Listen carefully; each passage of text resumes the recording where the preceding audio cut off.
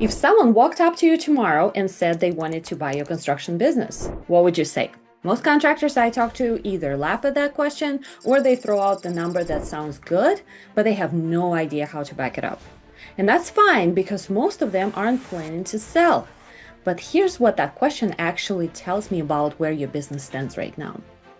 If you can't answer it, your business probably isn't where you think it is. I'm not here to convince you to sell your company, but what I want to focus on today is that you're building something that actually works, something that pays you well, doesn't require you to be available every single hour, and gives you real options down the road. Because the contractors who build with the end in mind, even if that end never comes, end up with better business than the ones who are just trying to get through the week. That's what this video is all about. I see this happen over and over again. A contractor builds a business over 10, 15, 20 years. He's good at what he does. He's got a reputation. He's got consistent work. And at some point, whether it's because he wants to retire or slow down or just have a different life, he decides he wants to sell. So he talks to a broker and the broker starts asking questions. Clean financials for the last 3 years? Documented processes, a management team that can run things without him, a lead generation system that doesn't depend entirely on his personal relationships. And the contractor realizes, maybe for the first time, that what he built is not actually what a buyer wants to pay for. What he built is a very demanding job that happens to have his name on the door. That's not his fault. Nobody told him to think about it differently. He was focused on the work, which is exactly what you're supposed to do when you're building something. But the problem is that a business that only works because you're in it every single day isn't really a business. It's you, and you can't sell yourself. This is why I want to have this conversation with you now, not when you are ready to exit, not in 5 years. Because the things that make a business sellable are also the things that make it a genuinely good business to own. Clean books, real teams, systems that work without you. Those things make your life better today, not just in some future sale. So whether you ever want to sell or not, the way to build is the same. You build it like someone else is going to run it someday. And if that day never comes, you still win. Okay, so let's talk about what actually matters when someone is evaluating a construction business. I'm going to walk you through this the same way I talk through with a client because this is genuinely the lens you should be using on your own business right now. EBITDA and clean financials. So the first thing any serious buyer looks at is your financials, specifically something called EBITDA, which stands for earnings before interest, taxes, depreciation, and amortization. I know that sounds like a mouthful, but what it all means is how much cash is this business actually generating before all the accounting stuff gets taken out. Buyers use EBITDA as a baseline to figure out what the business is worth. They're typically paid somewhere between 3 and 6 times that number, depending on the industry, the size of the business, and how clean everything looks. If your books have been loosely kept for years, if transactions are coded wrong, if your profit and loss doesn't actually reflect what's happening in the business, a buyer can't trust the numbers. And if they can't trust the number, they either walk away or they offer you a lot less than you think the business is worth. Clean books aren't just an accounting thing you see now. They're a value thing. Every year you run your business with clean, accurate financials is a year that's working in your favor. Owner dependency, that's the second thing a buyer looks at. This is where a lot of contractors get stuck.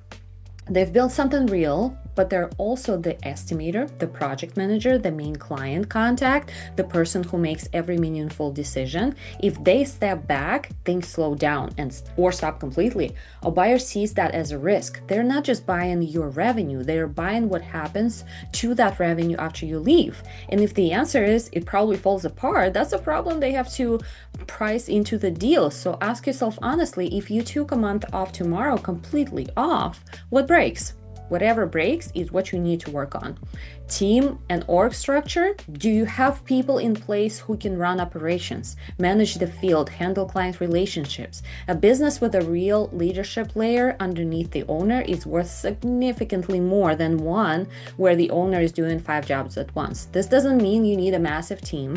It means having the right people in the right roles with clear responsibilities. Even a small but well-structured team signals to a buyer that the business can keep running after a transition. Documented processes.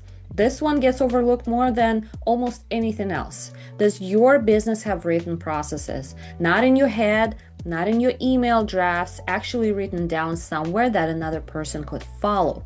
How does a new client get onboarded? How does a change order get handled? How does your crew know what's happening on the job site each morning? If the answer to all of those is I just handle it, that's institutional knowledge that lives with you when you go. Buyers want to buy a system. Documentation is what turns your way of doing things into something that can be taught, repeated, and run by someone else. It's also what lets you delegate more effectively right now, which is its own reward. Lead generation and pipeline is another one. How does your business get work? If the honest answer is referrals, word of mouth, a buyer sees that as a risk because when you leave, those relationships might leave with you. A business that has a real pipeline, a Google presence, a consistent follow-up process, some kind of marketing that brings in leads without requiring you to be personally involved, that's worth way more because the revenue doesn't depend on any one person. You don't need a big marketing operation either. You just need something that works and keeps working whether you're there or not. Last one, and this one surprises people. Pull up your revenue from the last 12 months and look at how many clients account for the majority of it. If 2 or 3 clients make up more than 50% of what you brought in, that's a concentration risk. Because if one of those relationships goes away, your revenue takes a serious hit. Buyers look for this immediately, and it's something worth paying attention to, even if you never sell, because that same concentration risk affects your stability right now. Sit with this for a minute. If you actually did all of what I just described, clean books, a real team, documented processes, a pipeline that works, revenue spread across good clients, you know what you have, you'd have a business that you might not even want to sell after all. Because a business that runs without you, that pays you well, that doesn't require you to be available around the clock, that's actually the goal. That's what most contractors are chasing without realizing it when they say they want more freedom or more time or less stress. The exit strategy and the good business strategy are the same strategy. You build something that works and then you decide what you want to do with it. Maybe you sell it for a number that changes your life, or maybe you keep it because it's giving you everything you wanted. Maybe you bring in a partner or pass it to someone on your team. The point is you have options, and right now, if your business can only run one way with you in the middle of everything, you don't really have options. You just have obligations. So let's get practical, because I know some of you are listening to this and thinking, that all sounds great, but my business is nowhere near that. Where do I even start?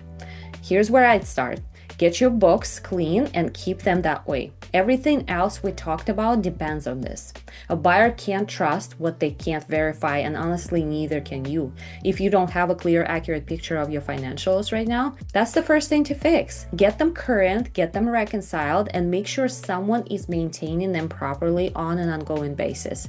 This isn't optional if you want to build real value. Pick one process and write it down this week. Just one. Pick the thing that breaks down most often when you're not around, and write out every step from start to finish. Not a training manual, just enough that someone else could follow it without calling you. Then do the next one. This builds faster than most people expect, and it immediately starts reducing how much business depends on you being available. Figure out where you're the single point of failure. Go through your typical week and write down every decision that only you can make, every question that only you can answer, every task that stalls if you're not reachable. That list is your roadmap. Each thing on its own is a document, a delegation, a system to build around it. You don't have to fix everything at once, but you have to know to put it on the list so you can start working through it. Look at where your revenue is actually coming from. Pull your last 12 months and see how concentrated your client base is. If a small number of clients is carrying you most of your revenue, start thinking now about how to bring in more work that isn't tied to those specific relationships. A basic Google presence, following up consistently with past clients, asking for referrals in a structured way rather than just hoping they happen. None of this has to be complicated, it just has to be consistent. Ask yourself the 30-day question. If you stepped away from your business completely for 30 days, starting tomorrow, what would break? Write it down. Everything on that list is a priority. Rank them by how badly they affect the business and start working through them in order. This single exercise will show you more clearly than anything else exactly where your business is dependent on you in the ways that it shouldn't be. The goal here isn't to turn your construction company into something corporate or complicated.